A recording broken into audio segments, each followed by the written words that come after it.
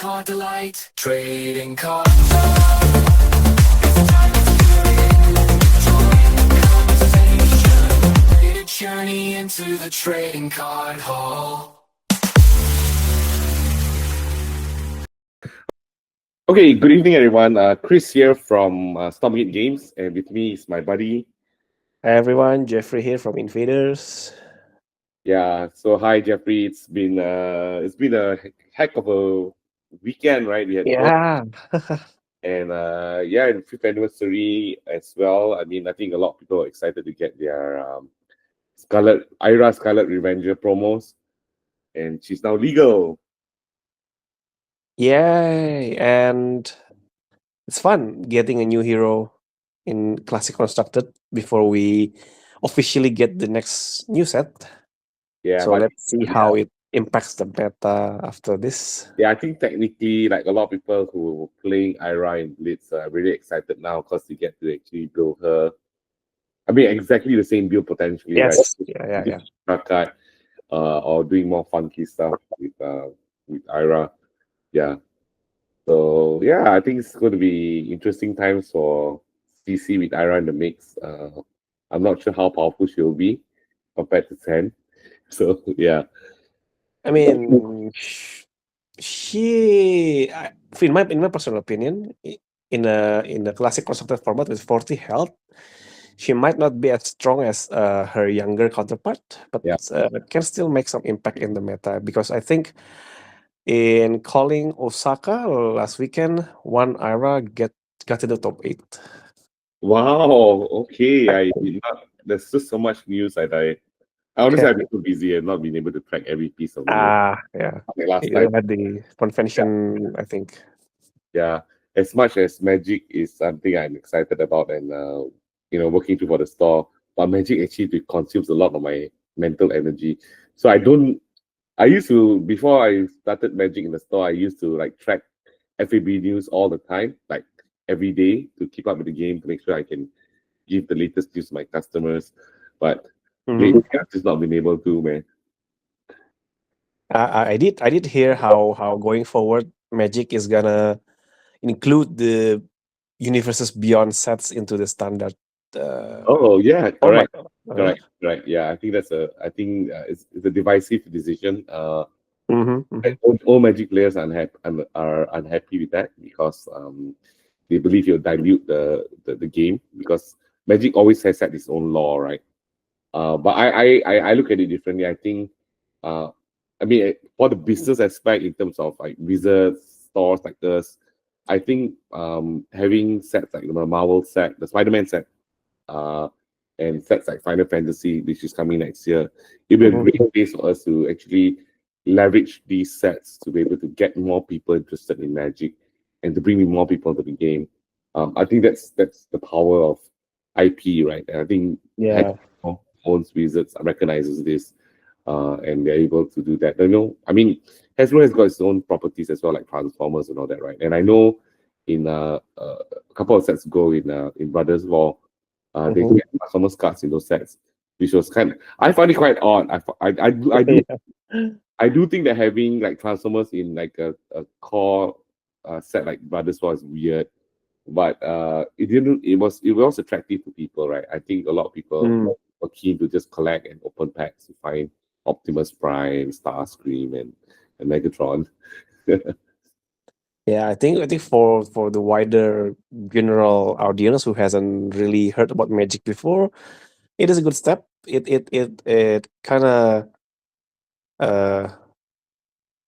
broadens the exposure to the audience. But I think for like long time hardcore Magic enthusiasts, well, some of them are a bit discontent about the idea. Yeah.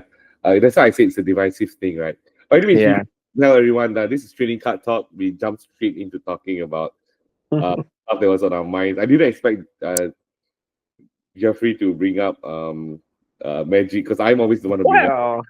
I do try to keep up with other TCGs as well.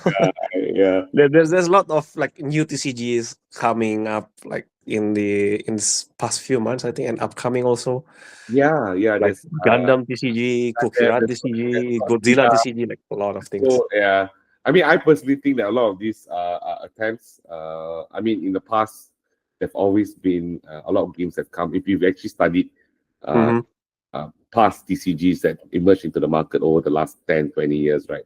They actually, I don't think it's any different now. It's just that suddenly there's a lot more influx, and to me, a good TCG should always have three components, right? I was just talking to a friend today. Mm-hmm. You need to have obviously good gameplay, because if it's not fun, why bother playing? Yes, that's number one.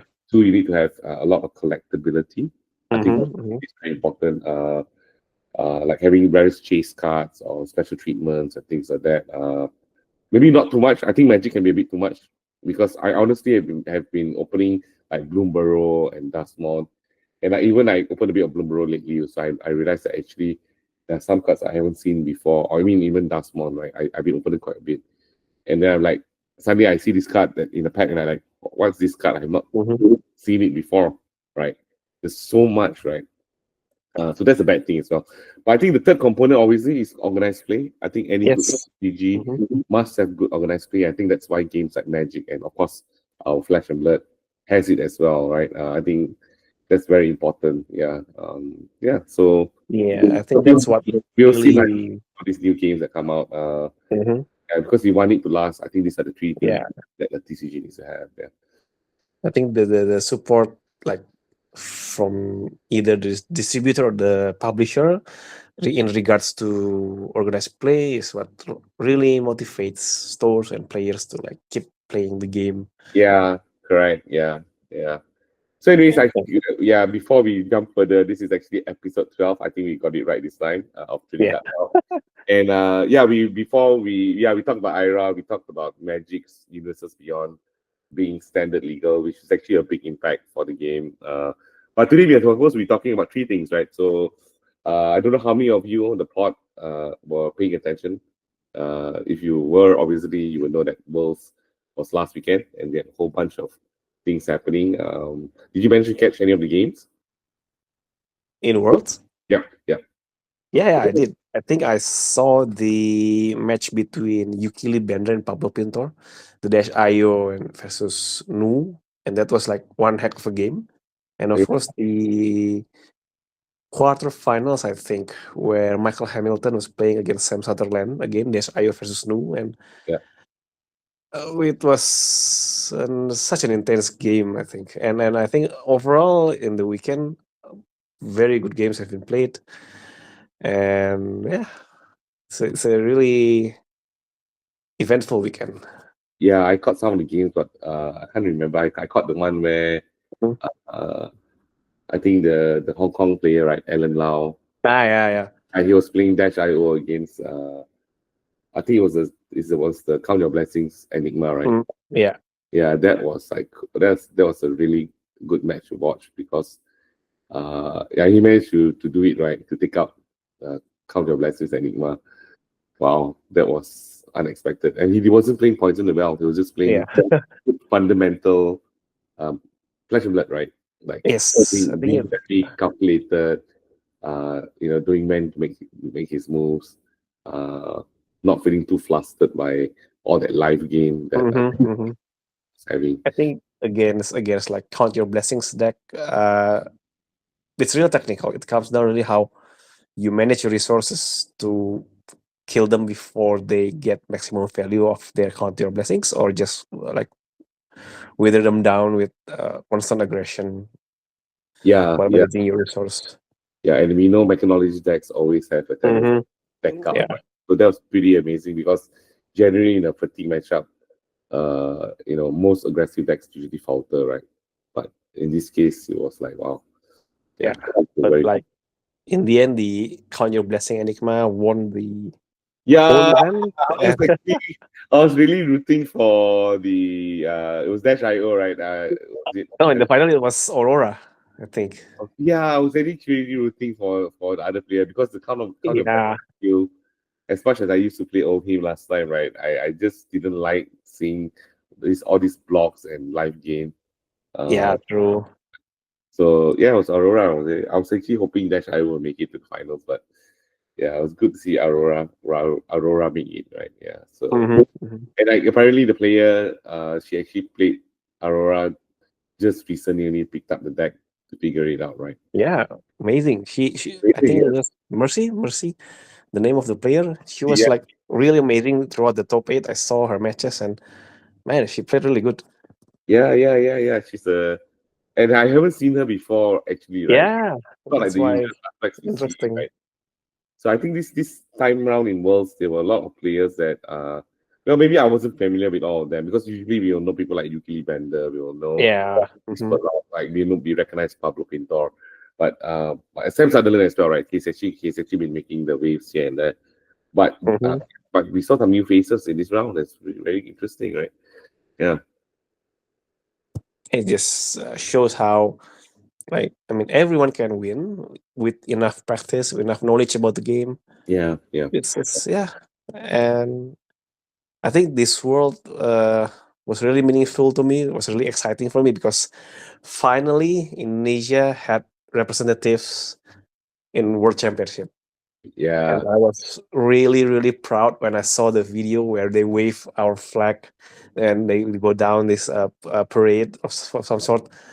Man, that was really cool. yeah. I heard well, that's something that LSS does. I think James White wants it, right? Every time there's a World Championship, he wants to have a parade of flags for all the Yeah.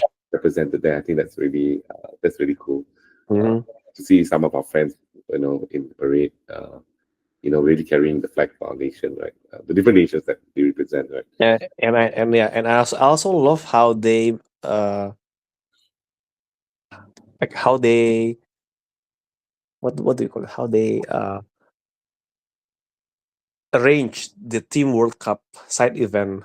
So Yeah, Malaysia you was doing got very well. teams Yeah, from your country representing your country and play against each other. And I think in the end, Team Malaysia got into top 4 and got into the finals. I think.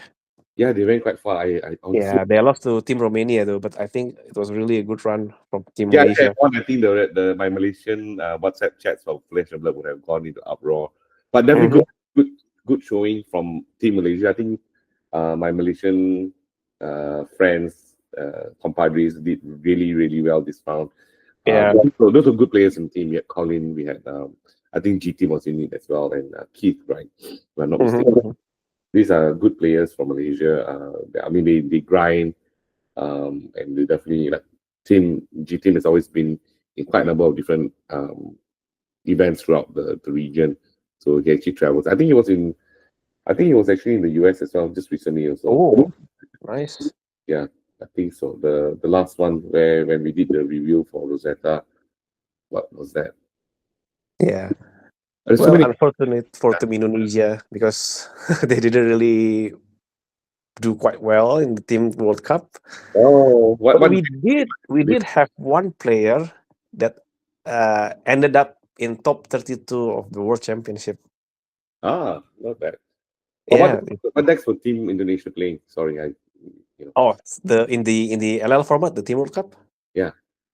I think Starvo, Okay. Chain, and what is the last one? The last one. Oh, Prism. The OG Prism. Sculptor of Arclight. So I guess this actually shows that the meta game with all these LL heroes, they can actually play against each other really well, and it's not Yeah. like Power was going to always be on top, right? I Yeah. think LL is a fun format because everything is on the table. You can use everything you want. Just some restricted cards, and yeah, we saw how diverse the meta is during the Yeah. weekend. Makes me want to like rip out my own hip. Is Crown Seeds banned in LL? No, and Oh, I think it was disgusting because in the event Battle Hardened, you can yeah. play. It was LL format as well, right? What was it? The finalist was Oldim with Count Your Blessing. Oh, It was disgusting. I almost cursed like live. Yeah, I don't know. Even though I like playing old him, or I mean I miss playing old him. Right, I didn't play him the same as other people. I like to play him a bit more aggressive. Since I Yeah, like Olsen's a bit more aggressive, but yeah, this Count Your Blessings bill, I don't know. It's just like the finals was pretty boring to watch in a way, right? Because you could see Mercy trying her best to trying to figure out how to like get the damage through and all that. Then you see like Enigma healing up. I'm like, oh my goodness, this is like it's such a slog, I mean, all the yeah, it's like so many. I mean, like account your blessings, Bill. Doesn't matter what it is. It could be Enigma, could be old team, or could be whatever. yeah Or maybe Jarl. Yeah, Jarl could make it. Jarl. Blessings Jarl who blocks, and then suddenly figures out they can hit you, and then destroy your armor. Even Ira can play Count Your Blessings. One Oh, of our players in Indonesia have been brewing a Count Your Blessing Ira deck and no. actually showed some good results. Count your blessings, Ira. She's supposed to be an aggressive hero. Oh man. I don't know. I don't know whether count your blessings is a mistake or not. It certainly doesn't make for exciting matches to watch a build like that. Yeah, I think having 9 Count Your Blessings in a deck is too much. But if you like ban it, it wouldn't really make any sense because it is still a good card and it's still a skill check card. So I think in my opinion, my 2 cents, only the blue Count Your Blessings will be banned. So you can still play 6. I think with only 6 Count Your Blessings, it's still manageable for I think people. it's more balanced with 9 copies of count your blessings, right? That's a little bit too much. Yeah. Yeah. Well, we'll see. I think a lot of people were saying that that card potentially could Yeah, next year we'll have the be a next BNR BNR. card. But I think so far in the current meta game, I don't think there are any big offending cards. Count your blessings stands out. Some people say high octane should also be affected. Mhm. Yeah, I guess so because I recently started playing a bit here and there, and then after that, I was playing against a Dash IO last weekend because we had our 5th anniversary celebration at a card show called TCG KL. So a small group. I had 2 days of games. Not very big group. We had about each day we had roughly the first day we had 8 players come because I actually split my promos into 2 different days Okay. to give people option to come. I of course opened the whole thing to 16 players each day, but people just wanted the promo, so we didn't see as many turn up. And of course, quite a number of our competitive players were. But I think with Clash of Clans in Malaysia, there are a lot of stores who run it, so there were other places you get the promo as well. But it was good. It was good to actually have the event and giving people an opportunity to come to this card show and to experience like other card games and see the community like Pokemon, because this card show primarily had Pokemon. When we came over, we had fun. We actually had a whole big tournament space area where we played our games there. I wish there could be more FAB there, but next round I think it was a bit last minute organizing this whole activity. I was so busy, but finally managed to make it happen. I wish more people could come because we did make the pricing quite a bit more attractive because when you come for the show, there was lucky draws you could participate in. So have the lucky draw for a around the tables collection, right? So that to win. Oh, nice. Yeah, so I managed to get sponsors. Very thankful for that. So we had a winner who won the collection. Hopefully, that person can give it to someone else because that person already has at least one of the decks in the collection. But you can get Withering Thorns rate in that one, so probably he'll keep it and harvest the red Withering Thorns. Ira. So that was 5th anniversary celebration for me. So the whole weekend was busy. I was also a bit sick, but managed to make it through the weekend and got to see some people play. We had a Singaporean who came to Malaysia for the show. He was and he just picked up Flash of that, so he decided to join in when he learned that we were doing the event there. He was so happy to get a IRA promo as well. And he's playing Brute right now. And he came with a unupgraded KO Armory deck, right? So he was asking me for help because I'm starting to liquidate some of the cards. So I'll see whether I can help him some of the stuff that he needs, like Scab Skin and all that, and thin down my collection a little bit. It's been painful for me because I've been selling a lot of cards. But I'm not playing as much as I do. And I think if I can give some of these cards to players, also like make back some of the money I've invested in the game. I give other people the opportunity to own some of these staple cards and see E-Strike, right? I think, and I even sold my fall tunic, right? It was a bit sad, but I realized, Oh, yeah. So, yeah, but I I think think. people appreciate it. It was, I think even though I made quite a bit of money back, Mhm. actually got funneled back to the store to a certain extent. Um, I really enjoyed selling the cards, right? Because it's like these are new players who are getting so excited in the game, and for them to own like the Rainbow Fog tunic, it was, and the price is not that high now compared to back in the day, right? Mhm. So it's actually awesome, right? I mean, they get to own these cards that are a bit harder to get, and to see that they're so joyful to get these cards and to play with them, right? So as much as I made back money, but I think that in my heart I was like, oh yeah, I'm actually helping out some of these newer players to get the stuff that they need in order to build the decks and things like that. Mhm. Yeah, I also felt the same way. Like whenever I sell cards to new players, well, I'm just happy that more players are willing to try the game. More players are interested in the game, and I think right now in Indonesia as well, we see an influx of new players Okay. because like, we have like more exposure now with the our local distributor. Yeah, yeah, yeah. We did have a convention as well. Yeah, yeah, yeah. This week. I think saw the pictures online.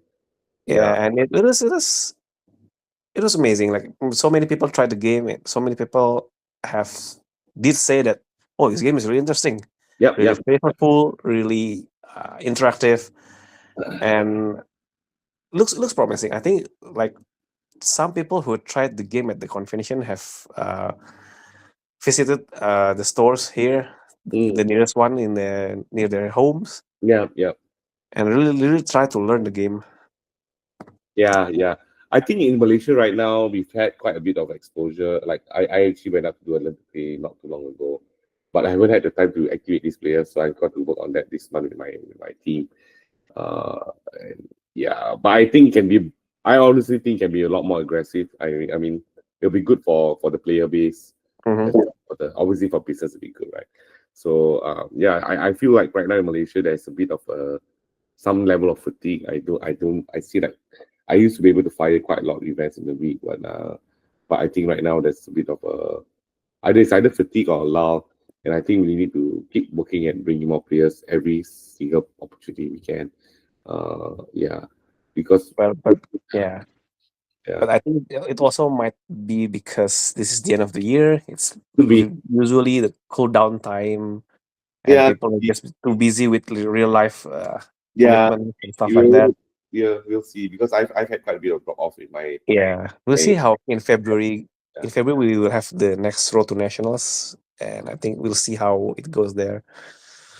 Yeah, but I personally think that we need to do more. I mean, Mhm. everybody needs to do more to get more people to the game. The same goes for Magic or whatever game. Yeah, but I honestly the other news, Grand Archive in Malaysia, I see sudden big interest. Oh, The interesting. distributors been going out to do learn the place here and there, and Mhm. I haven't really participated in GA as much. But I have a decent community in the store, and just like this week, a lot of people suddenly wanted to join the WhatsApp group. But for GA, I was like, wow. And then like like the art style lends itself, I guess, being very very more Japanese like anime like. Yeah, I think it's also a trend recently as well, like how they Japanify, animefy card games. Like we saw in Flesh and Blood, we have the new Viserai and Dorinthea anime Yes, version, anime cards, as right? well as like in the new Foundation set of Magic, they also have like anime card like. Correct. Yeah, but only collectors boosters, right? Only Okay. I think so. If I'm not, if I remember correctly, the spoilers that I've seen, but they're beautiful cards, right? This anime manga inspired cards, very Uh-huh. cool cards. Yeah. So yeah, I mean I that has been something that's been going on in Magic for quite a while now. I mean, if you get Mhm. even get the I mean, Foundations is coming up tomorrow, right? For those WPN stores, it goes up into other stores available for sale next week. But Mhm. Dasmon prior to this, it's still a very fresh set, honestly, but Magic so fast and furious with the releases. Dasmon also had anime treatment cards. This. So in Magic, you have various types of cards. So in Magic, you have like cards like sorceries and enchantments, right? So Yeah. the enchantments are like auras in Flesh and Blood, right? So enchantments stay on the field. So that in the Darkspawn set, they had this hybrid card called an enchantment creature, and in Dust Spawn they had a series of these cards that all had like a spirit animal in it, right? So it's like the card called Enduring Innocence. We have had like a sheep spirit thing, and various things like that, right? And then those cards actually had anime treatment, and those were like the chase cards inside the collector's boosters. So you can actually get Japanese versions of the card. Right? And the text is all Japanese, right? Yeah, yeah. Same with version, but I did get my hands on the Viserai anime version. Oh, Thanks wow. to my friend who went to Osaka. He got the card, and okay, I want the card. One of the side events, wasn't it, right? Yeah, well, one of my irresponsible purchases. How much is the card actually in US dollars? I think right now it sells for at least $150. $150 US. Oh my gosh. I think 100 to 150. Yeah, not as bad as my macro proton / singularity, which I recently just sent for grading. So do you get the new player slab? No. I didn't in other news because I've actually been working on getting into having other services in my store. So recently I just signed a deal with CGC. CGC, okay. Yeah, CGC. They don't have player slabs, unfortunately, but yeah, I want to be able to have other services, and I want to try this out to see how it will work to give an alternative to players rather than just PSA. I did want to do PSA in the store, but because my store is so near to Invictus, which is also the co-owner of the franchise of PSA here, so it didn't make sense for me to do PSA. So I decided to just let's just have CGC try it out, right? See how CGC could work out. And I managed to get a couple of cards sent over, including the macro proton. The condition of the card seemed good. I mean, in terms of the ages and things like that. So we'll see. Hopefully, you'll come back with a good grade. Yeah. So yeah, I don't really grade my cards, but I think I did this for the business, and I also wanted to have some cards to display in the store in order to promote CGC as well as an alternative. Yeah, maybe CGC could have players that one day. I don't know. But yeah, I think that's something interesting that we are doing here in Stormgate. We're one of the few stores in Malaysia that has CGC, and I intend to hopefully also tackle the comic book market as well to give people an option to be able to slap their comic books. So that's coming soon. I just signed the deal. I need to get onboarded properly, figure out how to do the submissions and all that. This is early news. It's kind of like not really secret, but not really. It's not a secret, but neither is it something that I've been talking about because we just recently did this. Yeah, I think grading. Yeah, I got to teach people about grading now. I think grading is something that not everyone does, especially in playable card games like Magic or Flash and Blood, right? But Flash and Blood, grading is more of a culture there because of PSA's product line. Like you have player slats and things like that, right? So we'll see. But yeah, we'll see. I mean, the cards get slapped. Yeah, they have some value. Then maybe one day I can use it. But you can't play with it anymore. Yeah, if it's the main deck card. Yeah, I never intended to play with that card anyways. Okay. It was just so precious. I'll probably bring it along with me to some tournaments or whatever, and then I can't stop. Yeah. I will just think, here you go. This is hopefully a 10.0. I hope it gets a 10.0, but yes, definitely. Yeah. Let's go. You get a 10.0 macro potent, then oh wow, yeah. But yeah, it's not a player slab, so that's a bit of a shame. Back to CGC, they can come up with a product like that. Yeah. So yeah, so that's this other news. I sent a couple of the dragons as well because I managed to collect some of them. I'm still missing one dragon, one of the legendary dragons. But unfortunately, the dragons I had, not all of them are in good condition. So the CGC dude who took a look at it said that some just couldn't make the card. I could see some of the the defects in the card, right? Yeah, but I have a copy of Tomotai, the Marvel one, and that the Marvel one. Yeah, the Marvel, yeah. So that's so cool. I started buying them like a couple of months back before Macropotent. I just let's collect all the dragons and then see what I can 12. So I'm still missing one. I'm missing the one that's on the castle, that blowing fire one. I can't remember the Dominia, I think. Or I'm missing. Optima. I got Yeah, so I have Tomotai, I have all 11 except one. Yeah. Unfortunately, Nice. not all of them are in good condition. Not I would have sent them all degraded. But anyways, yeah. Well, So yeah. yeah. Speaking So, of dragons, next yeah. up we will have new draconic heroes. Yeah, Yes. The hunted. so I think exciting. yeah. So my Imperial Flame like suddenly doubled in value like during when the announcement came out. Yeah. So, So yeah, it's ridiculous how prices got inflated after just yeah, a I few actually reveals without any additional information about how this next set will go. But people just like to speculate, like, oh man, next set I is saw some of draconic. my I need to draconic cards. hedge. Yeah, correct. I did that. I saw some of my draconic cards to take advantage of that. So I had this deal. There's this kid that comes to my store. Then he was like, he wanted to like, oh, I want to buy it from you. Like before this, right? So we agreed on the price. And then suddenly he's like, he was talking about, oh, maybe he wanted to wait.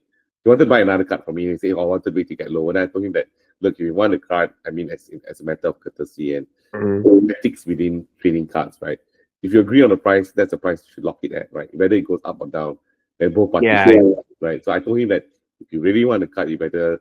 Then I was like disturbing him a bit, right? I said that, hey, this Tone Imperial Frame is like now double price is about 100, I think in Malaysian ringgit, 130 ringgit or something like that. Because we use a factor of 4 here. And then he was like, oh, is it, I don't have to pay the much? I said, no, I think we agreed on this other price. It was much lower, like less than half. So I say that this is why you should always lock the price. Because, even if you say I was being very nasty, I could say, no, I'm not going to sell it to you at that price. I'm going to sell it to you at the new price, right? We need to teach him some basics about being a member of the card game community, and then how you should actually treat other people you can sell, right? At least on your part, you need to do the right thing for people, right? Yeah. So yeah, this draconic heroes like draconic ninja and like Draconic warrior and Arachne is back. yeah, I saw a lot of my yeah, I saw a lot of my excessive stuff because I wasn't playing Arachne, and then like Yeah. someone the community needed to build stuff for excessive and new, right? So I sold all my lethal witnesses, my codex of fealties. Yeah. So it was more painful because it took a while to get all those cards as well.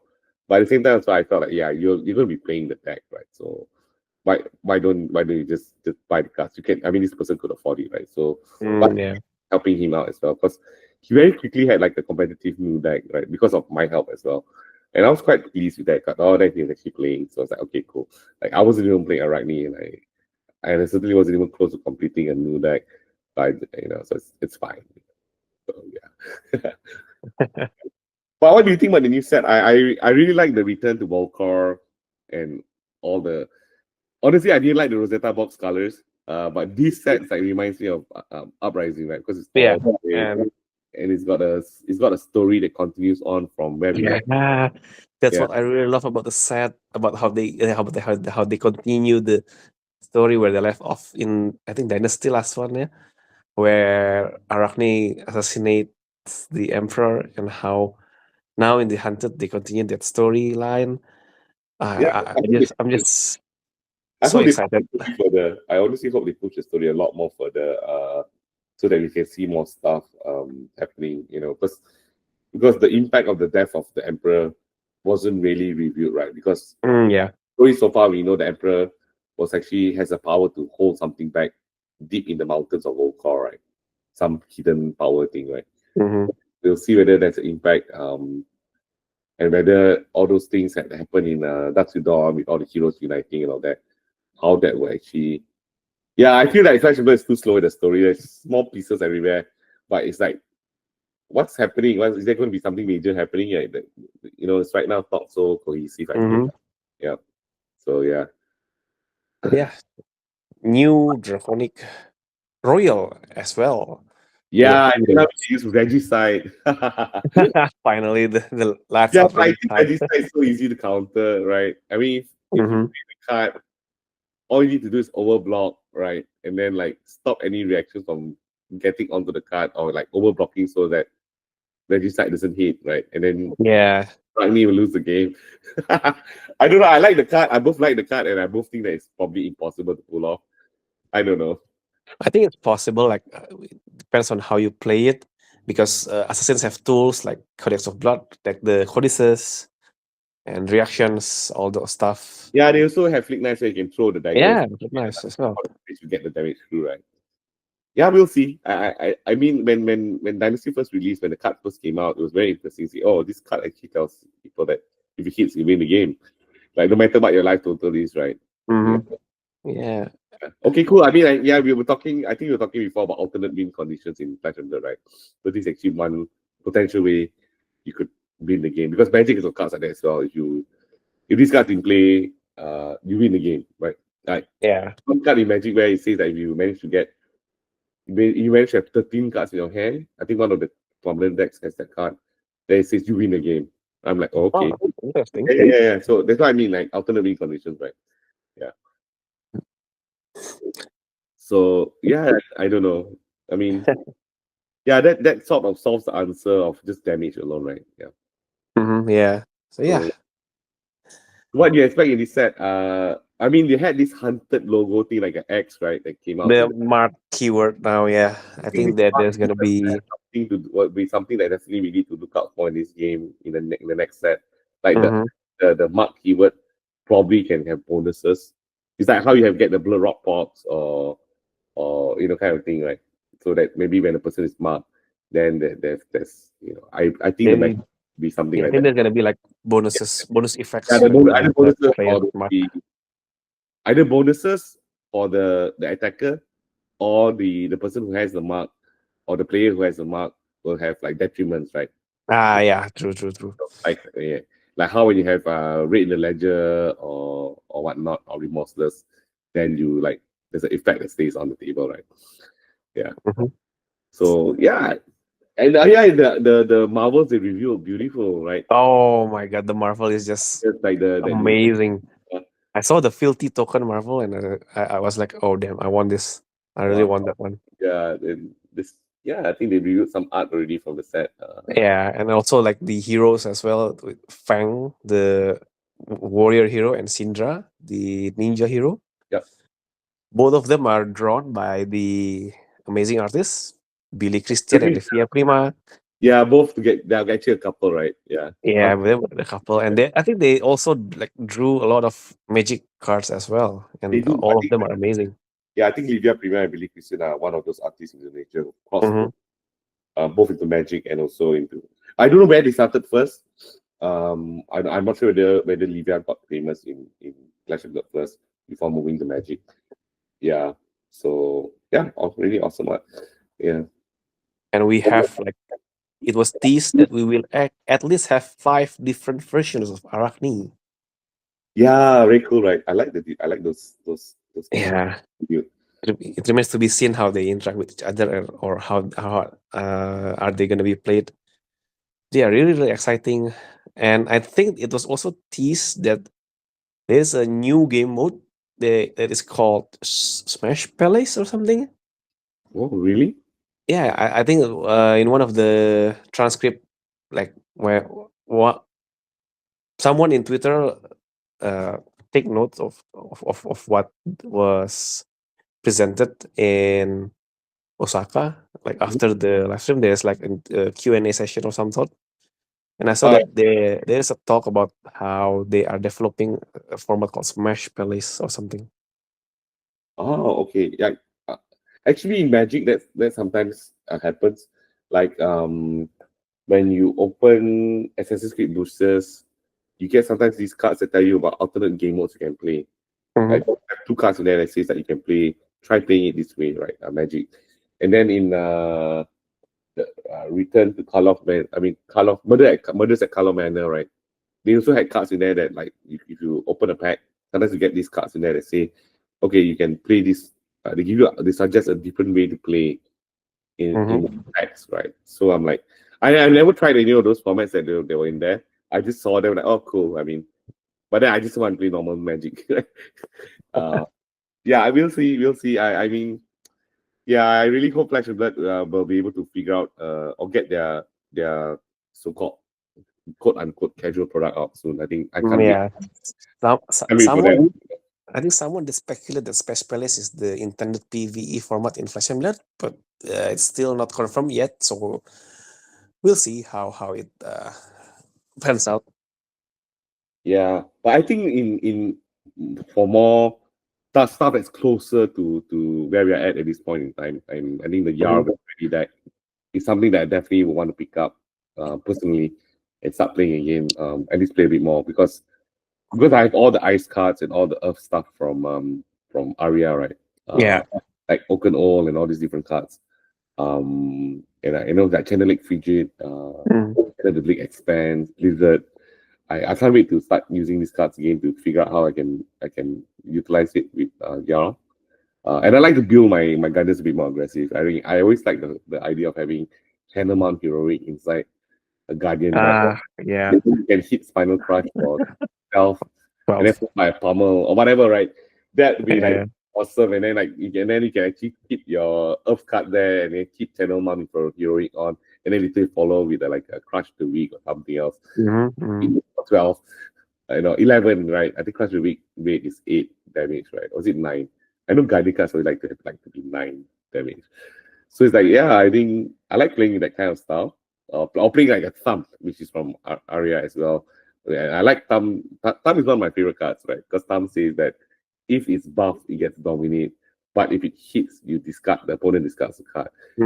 I always like to play Thumb buffed with dominate, and then I follow up with a Pummel, and then you get double discard. Yeah. Yeah. That was... It's like, or like you have a Terra Sunder on the table. Oh my god! And then you just don't want to let people play, huh? And then opponent discards all the cards in their hand. I know that. I don't think I've ever pulled it now. I have pulled off a Thumb with a Pummel, right? Double discard, right? But I've never pulled off a Terra Sunder Thumb, and then after that Pummel, and then you discard your whole hand. Yeah. But the idea of that is very, very fun. I think about it. Oh, yeah, you can't play the game after that. Fun for you, but not fun for the receiving end. Yeah, but it's very hard to achieve it, I feel. Like, Yeah, it feels satisfying if you can achieve those kind of combos. Yeah, get a turn like that to get a Thumb, a Terra Sunder, Thumb, and a Pummel, right? You need to have all the cards. You need to have Arsenal, right? Because you still need to pitch for all these cards, right? Because the Terra Sunder costs 3, right? A Thumb costs 4, and then you have a Pummel, right? So one of these cards has to be somewhere, and you need to get all the blues ready to be able to do it. It's not happened before. I've not done it before. Yeah, even though like when I was playing old him, I had Pummel in my deck. I had Tess on the head. I think that back in the day I didn't understand the game that well, so I didn't put Thumb. But yeah, now that I'm older in the game, the idea of that happening is like, it tickles my fancy, right? Yeah. Yeah, but I think you can do it without the buff. If you have Channel Mount Heroic on the table, giving that aura of speed, you can still play if we can Terra Sunder and Arsenal, you have 2 blues in hand, 1 Pummel in hand, and then the Thumb in hand. I think you could do it. I think it's possible, yeah. Yeah, but you have to have the perfect alignment of stars to do that.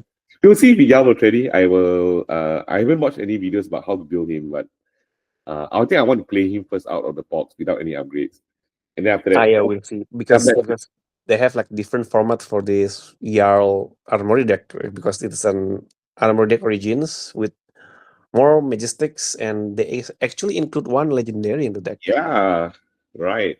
Yeah, I think Jarl's going to be interesting because I think he's going to be more frostbitey than normal, right? I think I've got Heart of Ice and all these cards I still have. I have not used Heart of Ice before.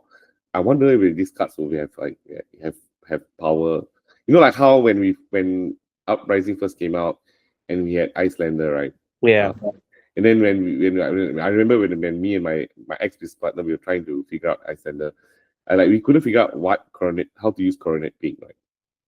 And then later when you watch how Michael Hamilton plays, and then you go, oh, okay, that's what Coronet Pink is for, right? You can actually just get a person to discard a card or pay the 1, right? And basically they lose 1 card in hand, which reduces their power. And then, okay, that's how it works, because we weren't sure how do you use this piece of equipment. What you pay one blue to just get the person to discard the card.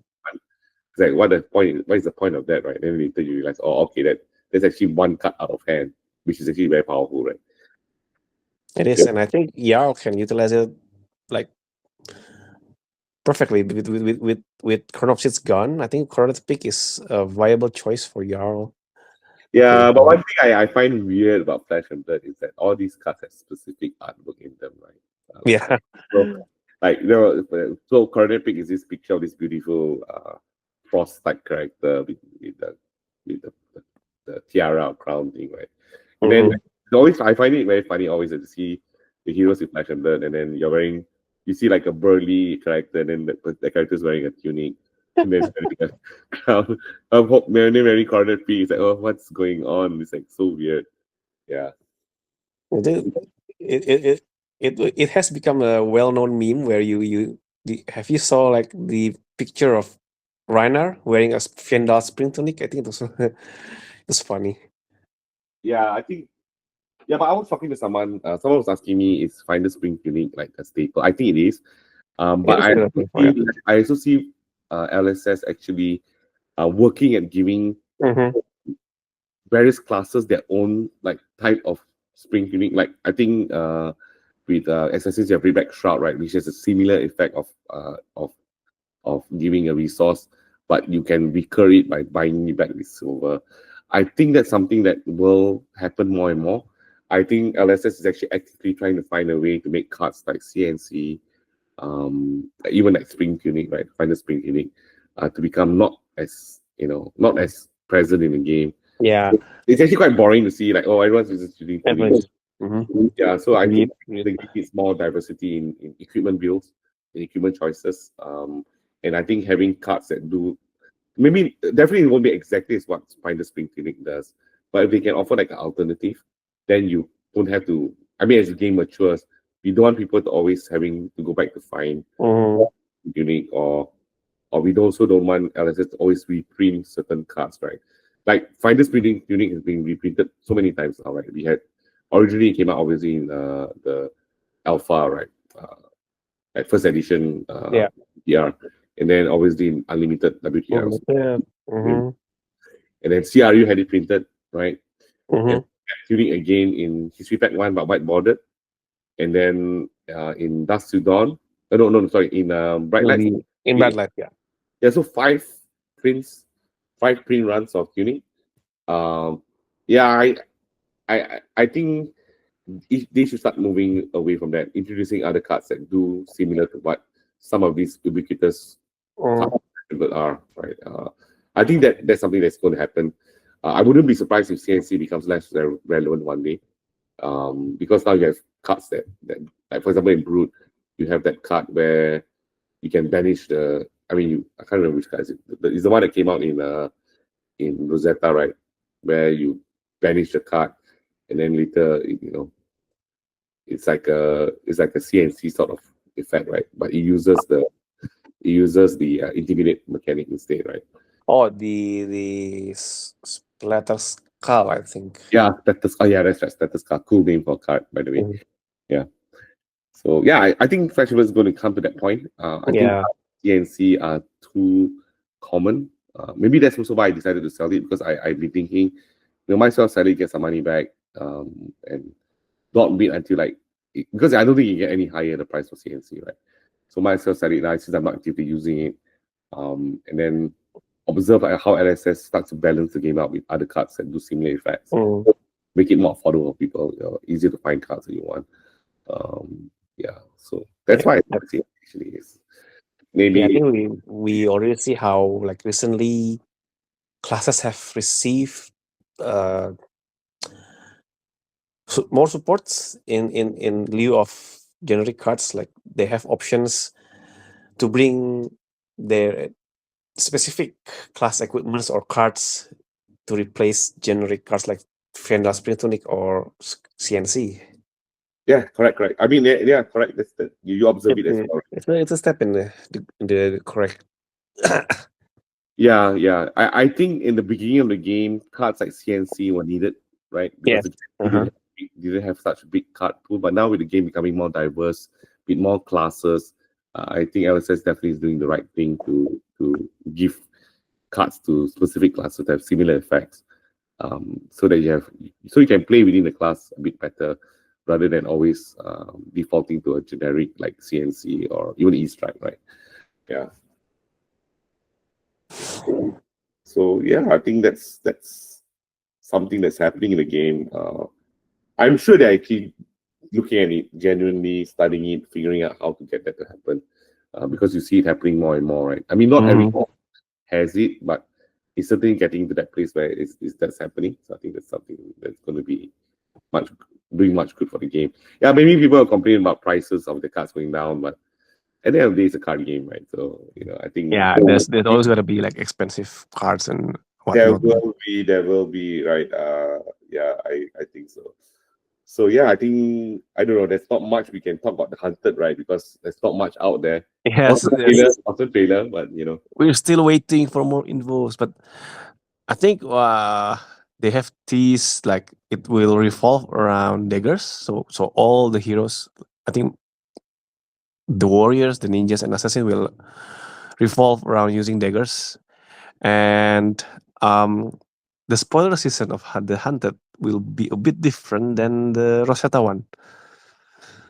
Because they will spoil the Majestics, like the high-end card first, like the Majestics legendaries. And then in the world premiere, you will then see the commons and rares. So it's the other way around compared to Rosetta. Yeah, I think having a bit of mystery in the game is always good. So I don't know whether I'll engage with the Hunted, but I definitely am excited for Yalva trading. Yeah, the ability. I suspect winter is coming, guys. Yeah, winter's back, right? Yeah. But I don't think he'll be the same as old him though. He'll be different, right? Yeah. He will be different, I think. Yeah, because I think from the design itself, he from what have been spoiled so far, he will be a bit more aggressive than old him. More disruptive. Actually, have been built aggressive actually, but people just like to play him the way they played him. So it's like, yeah, but Count Your Blessings is still going to be around, so we'll see. I think I know the people who build Count Your Blessings will Yao ready. Oh my god! I hope that this ends up being a slogfest to watch, right? Like super. Yeah. Oh. Seeing a Count Your Blessing mirror is just well, for context, for people who don't know Count Your Blessings, it's a card that heals you and heals you extra for having the same copy of another copy of a card in the graveyard. So if you have like 8 copies in the graveyard, you heal extra 8 life. And we did the math. In total, if you have 9 Count Your Blessings, you can heal a total of 54 life. Oh my god, that's bad. So you start at 40, you heal 54, that's what, 94, plus any equipments you have. Wow, that's like in a Guardian, that's a lot. Like Guardians usually have 2 block equipments and a shield, right? Yeah. And then you play Rampart. Yeah. And it's really efficient with Rampart, because Rampart, you pitch 1, you have floating 2. The floating 2 resources you use to cast the Count Your Blessings. That's really efficient. Imagine still having Crown of Seeds on top of that. I mean, Crown of Seeds, I agree. Like it's a very powerful card, right? The ability to your arsenal, and then like prevent 1 point of damage, right? That's in the long run. I think Crown of Seeds in the game prevents so much damage over the course of the game, right? Like, I think it prevents around like maybe 12, at least 12 damage per game. At least 12. That's like another what? That's another like 20 odd % more life. Every Crown of Seeds, and then you partner it with Rampart. Oh my god, there's like so much block. So I don't know. Hopefully we don't come to a place where it makes the game boring, but we'll see. But I'm definitely going to become more aggressive Yao trading, right? Something that hopefully you can play Gentleman of Heroic. I don't know. Pulse of Isenloff is still banned, right? The what? Pulse of Isenloff. No, Pulse of Isenloff. I think it's already available now after Oldim LL. Well, we'll see. But that was like painful to lose Pulse of Isenloff back in the day. I said years and years ago. Actually, it was not that long ago, right? Oh well. It just feels like yesterday. Yeah, I just feels like yesterday. Awakening is still banned, so that's a good thing. Well, Awakening is bad. It's an evil card. I mean, I admit it, right? I look at it, it's like, oh my gosh. Yeah, same. But I think you can play. Can you play Awakening in LL? You can, right? You can, but it's restricted to 1 copy. Yeah, I think some other cards as well are restricted to 1 copy. So Yep. right? Yeah, I think that's what balances the game, right? Yeah. Yeah. Otherwise, it's just Starfall it's just gonna be too powerful. Yeah, I think at the back, I think Oldhim didn't use Awakening as well as Starfall. Yeah. Yeah. So unfortunately, I think at that point in time, Oldhim did get nerfed, right? When Awakening was taken away. I think so. Yeah. Yeah, back then, because like he was the only other hero who could use it. Mm-hmm. Okay, I think not much we can explore with the Hunter except to just look forward to spoiler season and to look out for any news. Yeah. I'm more interested to see what mechanics they come up with, right? So far, like Aurora, I just actually played against an Aurora last week. I mean, just this week, someone came to the store, and then I observed Aurora being played, and she's such a different rune blade, right? The way she uses instants to get those lightning stuff, and then Yeah, she's not rune blade. She's a lightning ninja. yeah, well, not really. I mean, she has that card. Not really. Yeah. She has that card that says you go again, get 1 point of arcane damage. Right? I'm like, wow. I mean, it's such a different design with Aurora, right? I mean, so it was like, yeah, I was playing against her with Techno Watson. Obviously, Techno Watson lost, but it was like quite interesting to see the play lines, and it's like, I think Runeblade so far, especially with Briar, right, was a lot more straightforward, right? You're not attack, not attack kind of thing, right? But Aurora was different, right? Like you can just see 1 card on the table, suddenly like the instant comes out and then something gets turned on. And I'm like, oh my god, what's going on? So definitely a more interesting Runeblade to play in terms of play lines. And then a lot more arcane damage going out, right? Yeah. The Flicker Wisp plus Akhlak Tank combo is just amazing. They can dish out a lot of damage. Yeah, but not as damagey as Dash IO, right? Dash IO's, I think. Dash IO is insane. Dash IO is insane. But it depends on your hand. You know what I mean? Depends. Yeah, and it really is a high skill, high ceiling deck because it's not easy to play Dash IO. It's not easy to pilot the deck. You know how you need to know how to sequence your play, how to manage your deck size, your resources, because you boost a card, you banish a card. Yeah, I think that's why you need to have the ability to look at the top of the deck anytime. Yeah, true. I tried playing Dash IO like 2 or 3 times, and I said no, I cannot. This is just too difficult for me. No, but someone tells me Dash IO, I think I also from what I observed, Dash IO either high rolls you or just very poorly. Right? Yes, correct. I think she's not a mid range deck, right? She's she's definitely an aggressive deck, right? 100% aggressive deck, but she can also be treated as a combo deck, as we've seen from last week's World Championship. It was, I think, Sam Sunderland.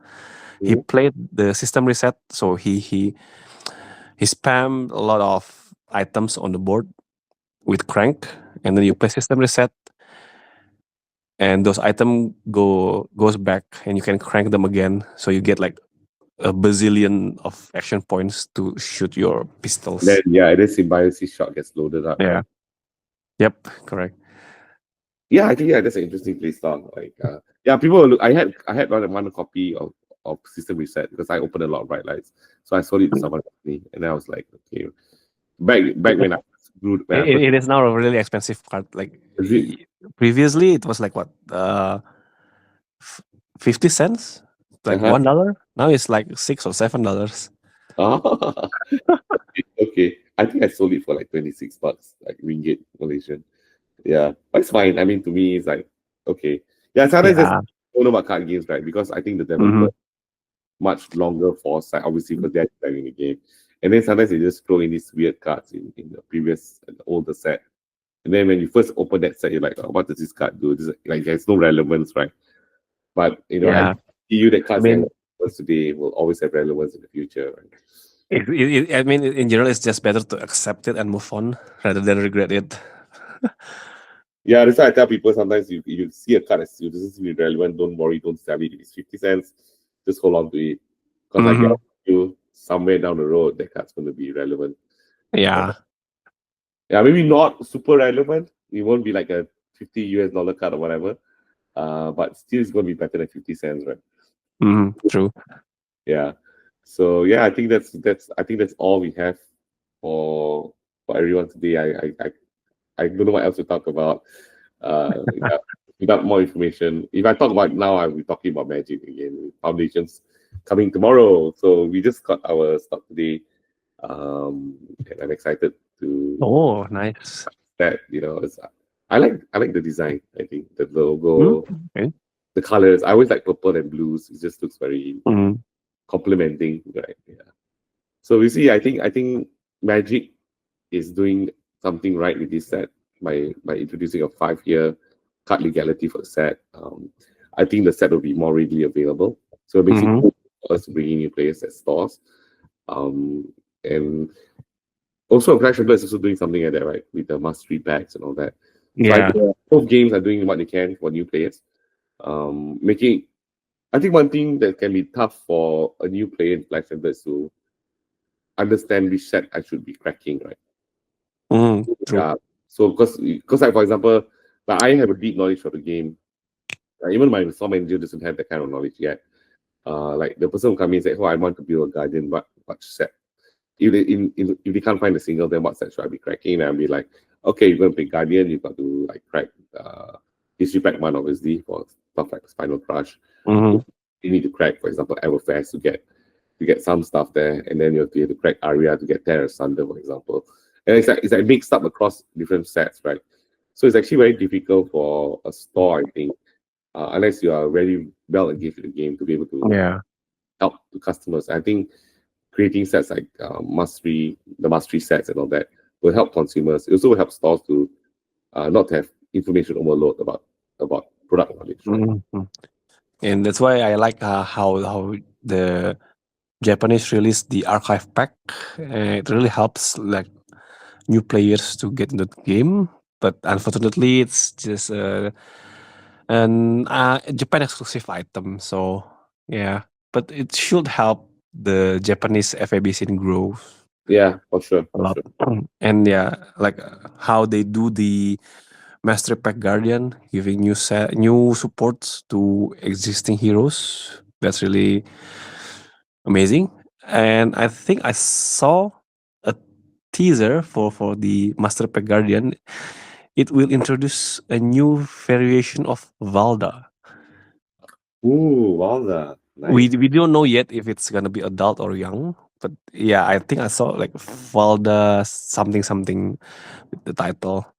Yeah, my Valda deck is useless now because I built a Valda deck with life gain, using Mm, blessing, one of the blessings of salvation. I think it ran, yeah, and then after that it also ran Crown of Dominion, but then Cashin was taken away. yeah. Mm. It, And then Tomb of Final was also taken away. So after the deck I, it didn't then I play think with. it's time for Count Your Blessing Valda. No. Yeah, but because Valda is a deck that depends on card draw. Yeah, true. So you want those auras that give you the healing and the draw effects, right, to create the stacking surges. Mm-hmm. So I don't know whether that build I was playing was it a champion build or whatever, but it was a fun build. I had the deck for a long time, and then like finally I wanted to play it again over the last few months, and then finally I updated the deck, and then when I realized that, oh no, Cashing's not there anymore, and then after I realized, oh no, Tomb of Final's not there anymore, and just the removal of those two cards made the It deck hurts the deck not quite a any. lot. Then. Yeah. So I was like, what do I do now? Right. And then I sold off some other stuff as well. So I'm like, okay, I don't know how to play this build anymore because the build was perfectly fine before this crown, because you didn't need the hit piece, right? Because you're getting your healing from the auras and all that, right?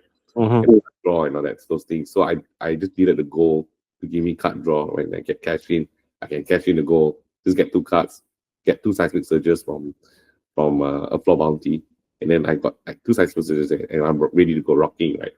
I can, like, that was a fun build. It was not the best build ever, but it was a Mhm. decent that you could play in Blitz. And I got the Cold Fall a flop bounty also. It's like it's a beautiful card. Ah, the little bounty is amazing in cold foil. Yeah. I hope there will be a doubt about that. But you still don't have cash in and Tomo Finder also. It's like yeah, Well, yeah. And then Bill was running Mage Master Boots. And I only ran Mage Master Boots. To some of you who don't know what Mage Master Boots is, basically the card says that you can crack it and then give a non-attack action go again. go again. So the only reason that piece of equipment was there was so that I could use it with Tome of Finder when it was in Arsenal. That was It the was, case. it was such a classic combo.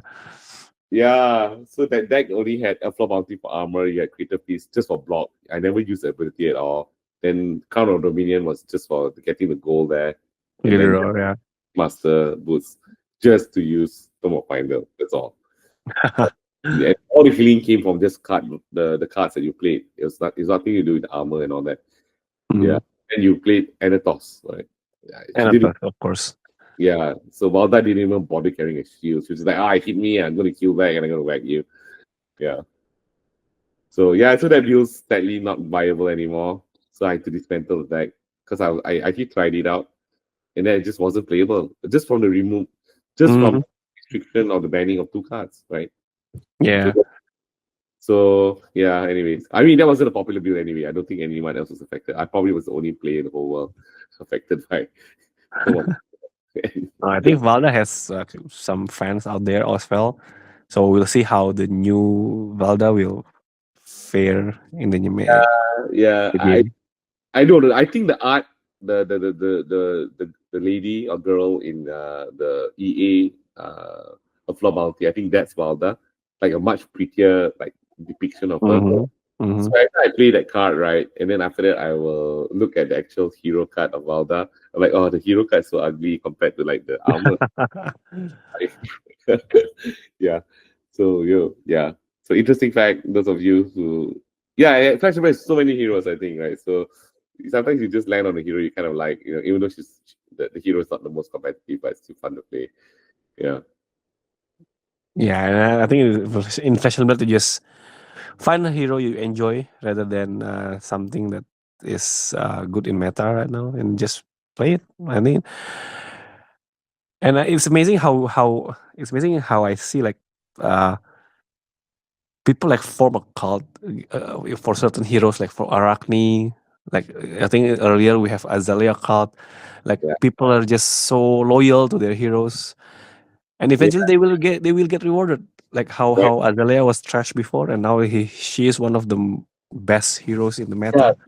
I think she's but I think she still requires a lot of high skill to actually make her super Oh competitive. yeah. Fun fact: I think the one of the Indonesian player who finished 23rd in Worlds, he played Azalea and he is unbeaten in the classic constructed part of the Swiss. Yeah, one of the players that I helped bring into the game, who's got since now doesn't come to the stars often. He's really good player now. He really practiced very hard with Azalea, and I think in Better Harden Phuket he was undefeated day 1, right? Yeah, but then after in day 2, in day 2 in Better Harden Phuket, he ended up meeting like the Prisms and all these weird heroes. Yeah, His deck couldn't help him. Oh man, yeah. Nightmare. I think that's what happens when you play in high level competition, right? Yeah. In day 1, when you go day 2, all the matchups that you could have you avoided in day 1 will be there in day 2 because they were on the other side of the bracket, right? Yeah. Anyways, so yeah, so I think guys, that's it for us tonight. It's 12:18 a.m. in Malaysia and 11:18 p.m. 11-18, yeah. for Geoffrey in Indonesia. So any words for people? I think skirmish season is coming. We are doing skirmish on November 30th in my store. Adrian's coming to Yeah, Malaysia. he is. I need to help him. I promise him I'll find him a list of stores doing skirmish. I haven't been able to do that. I better ping the distributor to find out which stores are doing what day, so he can actually come and play. Yeah. Yeah, we will we'll also have some skirmishes here as well in Jakarta. I think there will be 3 stores that will host skirmish, all blitz. So looking forward to play more blitz and skirmish. Yeah, it's the option to either blitz or sealed, I think. So blitz was the only thing I could think of that's constructed. I didn't want to. The blitz or LL, I think. Well, we could do LL. I don't know. Should I? I don't. But I don't want to make it inaccessible because I feel LL is not so popular. Yeah, same with me. I think I mean, I blitz. don't mind trying the format, but if I do that, then after that, if less people come, it's also not really too good for the store. So it's like, maybe I should do this little LL tournament in the store, like host it myself, put some decent pricing, and then see whether people will play. Right? Yeah, I don't know. We'll see. Okay, so I think that's it for tonight. This is episode 12. And we will see you in 2 weeks' time. Yeah, 2 weeks' time. Yep, 2 weeks' time. All right. So in the meantime, keep having fun, keep playing Flash and Blood. And if you want to play Magic, just also play Magic as well, which is what I'm doing. Yeah, just play any TCG you like and just enjoy playing with your friends, meeting new people. Yeah. It's the beauty of TCG, I think. And hopefully we get to talk about other card games in this show as we go along. I think so, yeah. I think pretty sure you'll be playing other TCGs here and there. With Flash and Blood being your main thing, right? So we'll see. Yeah. Yeah. Okay, so good night, everyone. And thank you. Good night, everyone. Thank you. Card Delight, trading cards. It's time to join the conversation. Journey into the trading card hall.